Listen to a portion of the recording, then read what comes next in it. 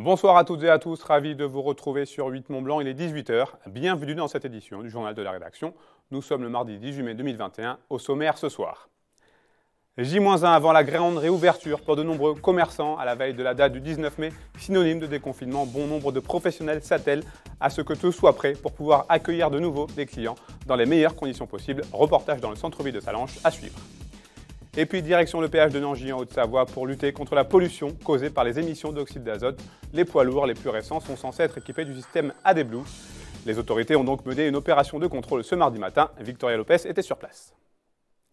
Une fois n'est pas coutume, on ouvre ce journal par notre série de la rédaction. Elle est consacrée cette semaine à la réouverture des commerces et des structures fermées à cause de la crise sanitaire. À la veille de cette date tant attendue du 19 mai, les professionnels se tiennent prêts. Emmanuel Jaude s'est rendu à Sallanches pour prendre la température. Reportage. Au cœur de la vallée de l'Arve, on attend comme partout l'allègement des restrictions liées à l'épidémie de coronavirus. À quelques heures du début de cette deuxième phase de déconfinement, le travail a déjà repris pour la plupart des commerçants. Car une ouverture, même annoncée de longue date, ça se prépare. Disons qu'on avait un peu pris nos quartiers dans la boutique parce qu'il n'y avait pas de clients qui rentraient, donc il faut remettre tout ça tout beau, tout propre, refaire les rayons. Rentrer les nouveautés parce qu'encore aujourd'hui on reçoit des commandes, etc. Non, mais le reste on sait faire, ça fait 20 ans qu'on le fait, on revient à nos classiques. Ce sera beaucoup plus facile de revenir à ce qu'on sait faire depuis 20 ans que de se réinventer avec les confinements à chaque fois, ça c'est sûr. Pour d'autres professionnels, ceux qui n'ont pas pu organiser de vente à emporter ou de click and collect, la reprise s'est effectuée il y a quelques jours déjà. Cela afin de préparer le retour des clients après une longue absence. Eh bien oui, ça fait un mois et demi à peu près. Voilà. Et donc, il faut tout remettre en place et il faut se remotiver parce que finalement, à force de s'arrêter et de reprendre, on ne sait plus où on en est. Il y a du boulot, oui. Oui, il y a du boulot, effectivement. Ouais. Tout, on a refait les vitrines. Voilà, il faut renouveler un petit peu ce qu'on a vu avant, comme le magasin était avant et comme voilà, qu'on a l'impression qu'il n'y a que des nouveautés. Avec les commerces dits non essentiels, les terrasses des cafés, bars et restaurants s'apprêtent eux aussi à renouer avec leur clientèle. À l'instar des autres sociétés, la préparation s'avère stratégique pour démarrer sur de bonnes bases. Tout le personnel est d'ailleurs sur le pied de guerre. Le ménage, le rangement et l'organisation. Parce qu'on oublie en 8 mois. Ouais, et on sait plus ce que c'est.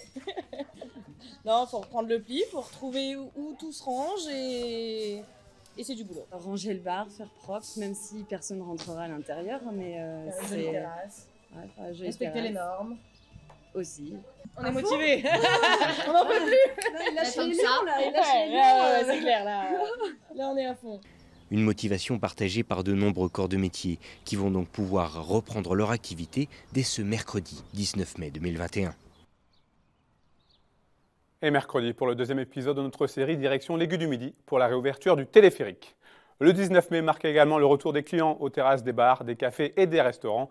La ville d'Annecy a décidé de faciliter l'exploitation de ces terrasses, justement, en autorisant certaines extensions sur le domaine public, et ce, dans le respect des règles sanitaires. Les propriétaires d'établissements sont invités à contacter la mairie à l'adresse qui s'affiche en bas de cet écran.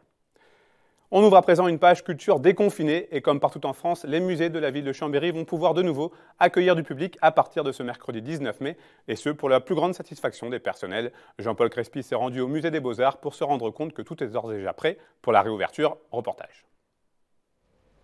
Les musées de Chambéry réouvrent leurs portes. Après plusieurs mois de fermeture forcée, cette réouverture tant attendue est vécue comme un soulagement. Le musée des Beaux-Arts et les tableaux et les œuvres qui dorment dans des salles vidées de leur public depuis plusieurs mois vont enfin pouvoir retrouver la lumière. Pour le musée, l'objectif désormais est de gérer au mieux l'affluence, la jauge imposée étant fixée à 45 visiteurs présents simultanément dans les salles et le port du masque obligatoire. S'il n'y a pas de sens de visite, le musée est suffisamment vaste pour que chacun respecte les distances de sécurité sanitaire. Les jauges, on va les respecter. On a des obligations qui ne seront pas forcément mauvaises, parce que le fait de réduire la fréquentation d'une salle, un certain nombre, va donner plus de confort à ceux qui auront la chance d'être à l'intérieur. Donc, il faut voir des bonnes choses dans ces cas-là. Donc, on est serein, on est confiant, et on attend le public avec impatience. L'exposition temporaire Spirit, qui aurait dû s'achever le 14 avril, est prolongée jusqu'au 22 août. Réalisée en partenariat avec le LAM, le musée d'art moderne, d'art contemporain et d'art brut de la métropole de Lille, cette exposition présente 3 grandes figures de la peinture Spirit. Augustin Lesage, Victor Sibon, Fleury-Joseph Crépin. Ils sont mineurs de fond, plombiers ou cafetiers, et ils ont, sous la conduite des esprits, peint des œuvres étranges, mêlant motifs graphiques et compositions géométriques. L'au-delà, c'est quelque chose que on se figure mal, évidemment souvent à travers des croyances. Et là, les peintres que nous avons dans cette exposition, eh bien, retranscrivent et représentent ce que leur dictent les esprits qui leur parlent. Alors d'où viennent-ils ? Quels sont ces esprits? Évidemment, vous trouverez certaines réponses dans l'exposition ou au contraire, vous plongerez dans un plus grand mystère encore. En tout cas, c'est une vraie expérience à vivre. Après des mois de fermeture complète, les musées de Chambéry vont vivre leur bout du tunnel, même si cette réouverture est soumise à l'évolution de la situation sanitaire dans les prochains mois. Elle a cependant le mérite de redonner un peu d'espoir à un secteur culturel plus que malmené. On va continuer de parler de ce déconfinement et de ces réouvertures qui vont avec mon invité du jour. Marie-Pierre Bureau, bonsoir. Bonsoir. Vous êtes donc la directrice de Malraux Scène Nationale à Chambéry. Une directrice heureuse, inquiète, pressée, peut-être un petit peu tout ça à la fois? Exactement. D'abord heureuse quand même. C'est un grand soulagement de pouvoir enfin réouvrir ces salles de spectacle. Je ne sais pas si vous vous souvenez, on a eu un petit épisode au mois de décembre où on a cru réouvrir et puis ce n'était pas possible. Donc là, on croisait les doigts pour que cette fois soit la bonne et ça semble vraiment être la bonne. Et il était temps parce qu'il y a une usure dans le monde du spectacle comme ailleurs de toute façon. Donc voilà, c'est une bonne nouvelle. Heureuse, inquiète, un petit peu d'appréhension forcément? Alors, l'appréhension, elle est surtout du côté du public. Est-ce que les gens vont continuer à venir, vont avoir la même appétence? Est-ce qu'ils ne vont pas avoir un peu peur des conditions de sécurité, etc. Voilà. Mais ce n'est pas des grandes inquiétudes. On sent quand même que ça bouillonne d'appels là, du côté de la billetterie, puisqu'on a la chance d'avoir un spectacle dès demain soir qui était programmé de toute façon et que ça a bien réagi. Donc je pense que ça va continuer comme ça. Cette réouverture, c'est un des plus gros défis de votre carrière à la tête de l'Espace Malraux? Non, il y en a eu d'autres. Moi, je dirais que le défi, il n'est pas là. Le défi, alors, il est lié à cette réouverture, mais il est lié à la période qu'on vient de traverser, qui a mis à jour des changements de société profonds qui sont survenus. Ils étaient là, en fait, ce n'est pas la crise qui les a fait arriver, mais ça les a montrés plus que jamais. Et nous, les théâtres, on a, je crois, un défi là, à se transformer et à répondre aux attentes de la société qui ne sont peut-être pas les mêmes après ce confinement que ce qu'elles étaient il y a quelques années, notamment chez les plus jeunes.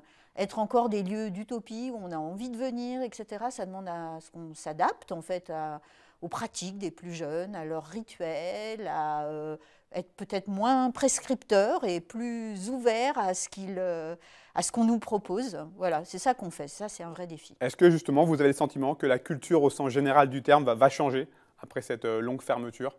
Je l'espère. Je pense que c'est nécessaire d'ailleurs. Je pense que si la culture, elle ne se transforme pas, en tout cas dans ses modalités d'action, parce que les artistes déjà dans leurs propos, ils assument ces transformations. Il y a un moment où nos établissements, qui sont nés pour l'après-guerre au XXe siècle, ils vont mourir tels qu'ils sont. Mais de toute façon, je ne crois pas que tout va mourir de la culture, il y en aura toujours, et des jeunes gens, pour porter l'espoir, il y en aura toujours. Donc ça va se réinventer de toute façon. Et moi, je trouve que c'est bien si ça se réinvente à partir de l'institution, parce qu'il y a un savoir-faire, il y a des acquis, et il faut y aller maintenant, mais il faut ouvrir tout grand les portes, quoi. Alors, dites-nous un petit peu comment ça va se passer dès demain, cette réouverture. Alors, demain, on rappelle la jauge, 35%. Voilà, c'est ça. Donc, dans notre grande salle, ça fait un peu plus de 300 spectateurs. Il reste quelques places, là, sur les 2 soirs où on peut jouer, mais ça a quasiment rempli en une semaine. Pas de pot avant, si ce n'est sur les terrasses, pas de pot après. Donc il y a ce côté convivial qu'on n'a pas tout de suite, mais on va être hyper à l'aise en salle. On va dire que c'est l'avantage. Et puis dès le 9 juin, on va passer à du 65% de remplissage de jauge. Et puis au 1er juillet, normalement, si tout va bien, on est en salle pleine. C'est pas si mal.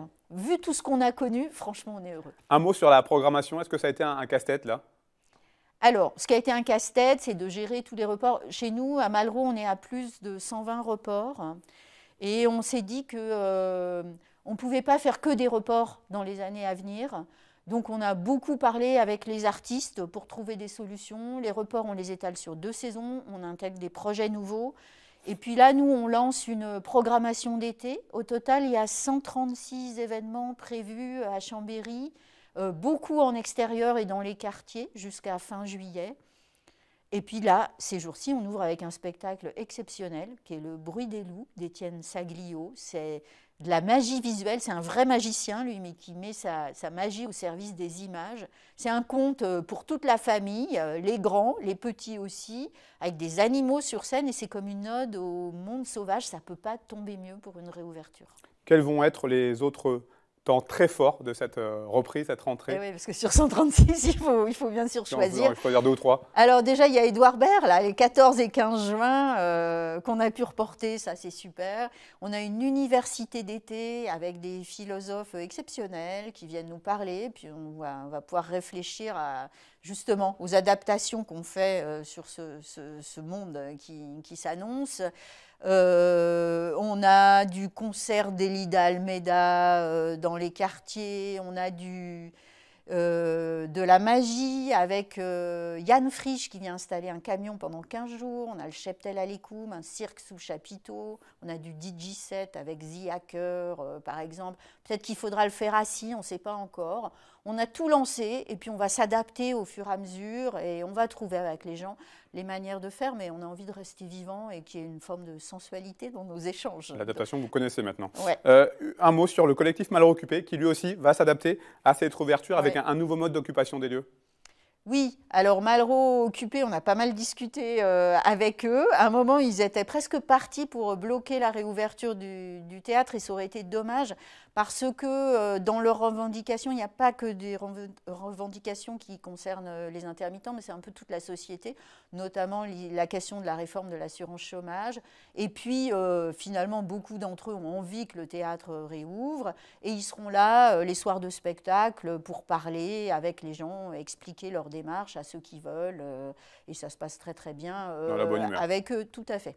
Une dernière chose, Marie-Pia Bureau, en tant que directrice d'un endroit comme Malraux Scène Nationale, qu'est-ce que vous gardez de cette période inédite et très compliquée, en espérant qu'il n'y en ait plus? Ouais, non, moi je pense qu'il y en aura encore. D'autres périodes, j'espère qu'on saura mieux les gérer, justement. Eh bien, moi je garde qu'on ait des grosses machines avec énormément de temps d'anticipation et que là, il a fallu s'adapter et qu'au fond, on sait s'adapter. Et que ça nous a recentrés sur nos missions qui sont le partage des émotions, des odeurs, du contact, tout ce qui est sensuel. La présence, le temps présent, en fait, vivre ce présent en présence les uns des autres, ensemble. Et puis l'accueil, est-ce qu'on est capable d'accueillir, d'être hospitalier? Alors si vous mettez la sensualité, la présence, l'accueil, ça fait un spa. On serait un théâtre comme un spa pour faire du bien aux gens, mais on a nos bulles à nous qui sont apportées par les artistes et on va vraiment se centrer autour de ça. Merci beaucoup, Marie-Pia Bureau. On vous souhaite évidemment bon courage, bonne continuation pour cette reprise. On croise les doigts pour que tout se passe bien. Et on reviendra vous voir très rapidement. Merci. Merci à vous. Éducation à présent, la Haute-Savoie va se doter d'un 50e collège public. Le collège du Vuache, situé à Vulbens, accueillera ses premiers élèves à la rentrée 2023. Ce nouvel établissement scolaire comprendra environ 25 classes, un espace de demi-pension pouvant servir jusqu'à 600 repas, ainsi qu'une halle des sports et 2 autres salles multi-activités. Comme la plupart des nouveaux collèges, un soin tout particulier sera apporté aux matériaux utilisés pour la construction. Les bâtiments seront majoritairement à ossature bois. Une visite de chantier avait lieu ce lundi en présence de plusieurs élus. On écoute les maires de Valéry et de Vulbens qui attendent avec impatience cette rentrée 2023. Ils répondent aux questions de Jean-Paul Crespi. Un collège moins chargé, un collège plus rural, un collège de proximité. C'est une chance d'avoir un collège de proximité aujourd'hui. Et vu pour notre territoire du VUH, le développement, l'arrivée de ce collège va changer la donne au niveau de la communauté de communes du Genevois en ayant deux polarités, Saint-Julien-en-Genevois et le VUH avec Valérie et Vulbens. Aujourd'hui, on sait qu'il y a seulement 2 collèges sur le territoire qui sont situés à Saint-Julien et l'un à côté de l'autre, ce qui crée des problèmes de transport principalement pour les emmener le matin et le soir. Et donc ce collège va répondre à une problématique de proximité pour permettre aux enfants d'étudier dans de bonnes conditions. On parle environnement à présent. En Auvergne-Rhône-Alpes, les transports sont à l'origine de 54% des émissions d'oxyde d'azote. Une grande partie de ces émanations est liée au trafic routier. Depuis la fin des années 90, l'Union européenne a adopté des normes pour limiter cette pollution. Ainsi, les poids lourds les plus récents sont équipés du système AdBlue permettant de réduire leur rejet d'oxyde d'azote. Mais cette technologie représente un coût et les fraudes se multiplient. Victoria Lopez a suivi un contrôle mené par la Direction régionale de l'environnement, de l'aménagement et du logement et par la gendarmerie ce mardi matin en Haute-Savoie. Reportage. Véhicules particuliers ou utilitaires, bus, cars et poids lourds à motorisation diesel, tous rejettent des oxydes d'azote, des gaz polluants nocifs pour notre santé. Mais depuis le début des années 2000, pour répondre aux nouvelles normes européennes, les constructeurs ont équipé les poids lourds de systèmes anti-pollution. Communément appelé AdBlue, ce dispositif repose sur l'utilisation d'un additif injecté dans le système de traitement des gaz d'échappement.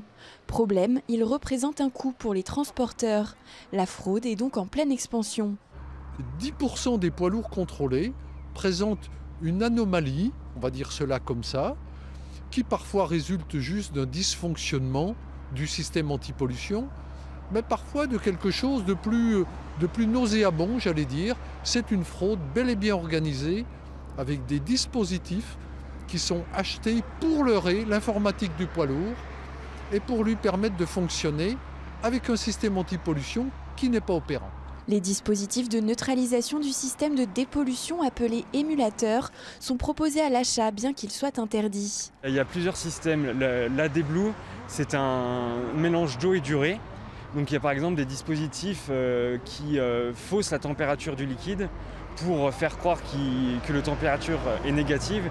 Et dans ce cas-là, l'AdBlue ne peut pas être injecté. Donc ça, c'est un type de fraude où il y a d'autres systèmes de fraude plus simples, plus compliqués pour éviter en fait d'injecter le dispositif AdBlue et ainsi économiser le coût de ce liquide. La mallette diagnostique permet d'interroger tous les boîtiers électroniques du véhicule, que ce soit le dispositif anti-pollution, le système d'ABS, de freinage, etc. Et donc si le contrôleur avec sa mallette n'arrive pas à dialoguer avec le boîtier AdBlue, c'est qu'il y a vraisemblablement un émulateur qui permet de cacher ce dispositif. Donc le cacher d'un point de vue pour le contrôle, mais aussi qui lui permet de neutraliser son utilisation. L'Adréal, la Direction régionale de l'environnement, de l'aménagement et du logement, réalise chaque année en Haute-Savoie une centaine d'opérations de contrôle, comme celle-ci au péage de Nangy près d'Annemasse. En 2019, sur les 513 poids lourds contrôlés à l'aide de ces mallettes, 26 fraudes ont été détectées. Les fraudeurs encourent une amende de 7 500 €.